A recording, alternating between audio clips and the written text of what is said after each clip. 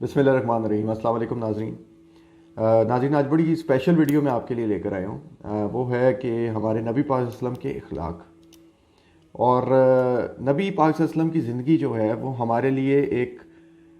Ideal example ہے کہ ہم نے اپنی زندگیوں کو کیسے گزارنا ہے۔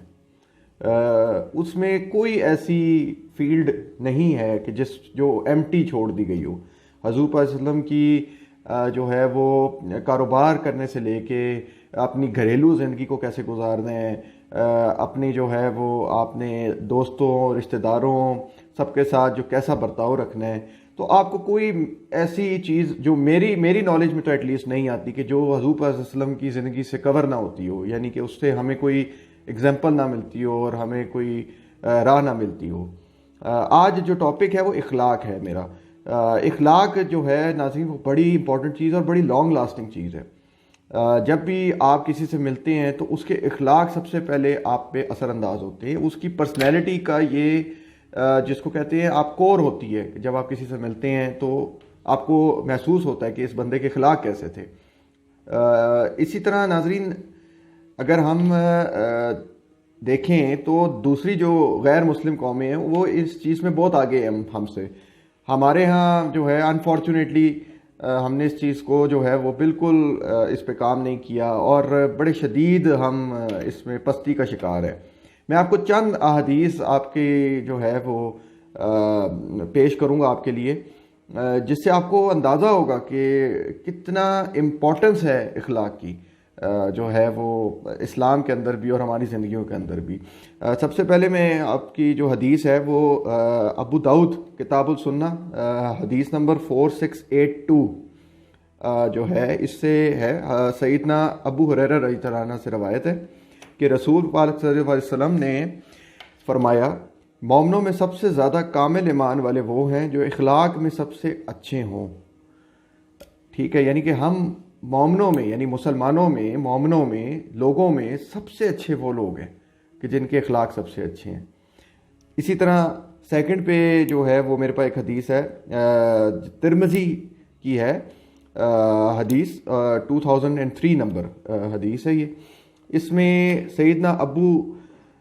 دردہ رضی اللہ عنہ سے روایت ہے کہ میں نے نبی پاک صلی اللہ علیہ وسلم کو فرماتے ہوئے سنا، میزان میں حسن اخلاق سے زیادہ بھاری چیز کوئی نہ رکھی جائے گی، اور یقیناً اچھے اخلاق والے شخص روزے دار اور نماز پڑھنے والے کا درجہ پا لیتے ہیں۔ ذرا آپ امیجن کریں کہ جو لوگ نماز پڑھتے ہیں روزہ رکھتے ہیں ان کی کتنی زیادہ امپورٹنس ہے، ہر جگہ آپ کو اس کی جو ہے وہ ملتی ہے، آپ کو جو ہے امپورٹنس کا آپ کو پتہ چلتا ہے کہ نماز اور روزہ کتنی امپورٹنٹ چیز ہے۔ نبی پاک صلی اللہ علیہ وسلم نے فرما رہے ہیں کہ قیامت والے دن روز محشر جو ہے وہ آپ کا اخلاق اس کے برابر آ جائے گا۔ مطلب کہ آپ اندازہ کریں کہ آپ صرف ایک اچھے اخلاق کے ذریعے کیا مقام پا سکتے ہیں۔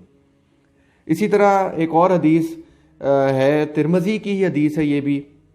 1987 حدیث نمبر ہے۔ سیدنا ابو ذر رضی اللہ عنہ سے روایت ہے کہ رسول پاک صلی اللہ علیہ وسلم نے مجھ سے فرمایا، تم جہاں کہیں بھی ہو اللہ سے ڈرو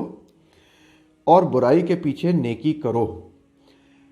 تو نیکی برائی کو مٹا دے گی اور لوگوں کے ساتھ اچھے اخلاق سے پیش آؤ۔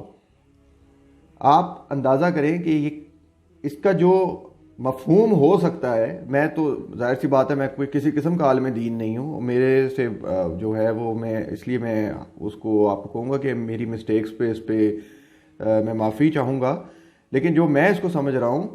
کہ آپ کے گناہ بھی جو آپ کرتے ہیں، جو ہم ڈیلی لائف میں اپنے گناہ سرزد ہو جاتے ہیں ہم سے، اس میں بھی اگر آپ کے اخلاق اچھے ہیں تو وہ چیز اس کو کور کر جاتی ہے اور وہ پچھلے گناہوں سے معافی کا باعث بھی بنتی ہے۔ ٹھیک ہے، تو اسی طرح آگے ہم چلتے ہیں تو ایک اور حدیث ہے، صحیح بخاری کی حدیث ہے یہ، اب 6018 حدیث نمبر ہے۔ سیدنا ابو ہریرہ رضی اللہ عنہ نے بیان کیا کہ رسول پاک صلی اللہ علیہ وسلم نے فرمایا، جو کوئی اللہ اور آخرت کے دن پر ایمان رکھتا ہو وہ اپنے پڑوسی کو تکلیف نہ پہنچائے، اور جو کوئی اللہ اور آخرت کے دن پر ایمان رکھتا ہو وہ اپنے مہمان کی عزت کرے اور جو کوئی اللہ اور آخرت کے دن پر ایمان رکھتا ہو وہ اچھی بات زبان سے نکالے ورنہ خاموش رہے۔ کیا مقصد ہے اس کا؟ کہ آپ جو ہے، اگر ہم لوگ دیکھتے ہیں اپنی ڈیلی لائف میں کہ ہم لوگ بغیر وجہ کے جو ہے وہ بولتے رہتے ہیں۔ اس طرح مختلف پلیٹ فارمز بھی آج کل اویلیبل ہیں جس پہ لوگ کوئی اس کا تک نہیں بنتا اور وہ غیر ضروری بولتے رہتے ہیں۔ تو جب آپ غیر ضروری بولتے ہیں تو ظاہر سی بات ہے آپ کے اخلاق اس میں گر جائیں گے، آپ اس میں اپنی جو ہے وہ جس کو کہتے ہیں آپ for the sake of argument,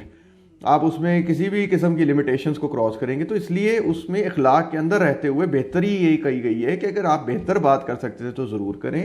ورنہ خاموش رہیں آپ۔ اسی طرح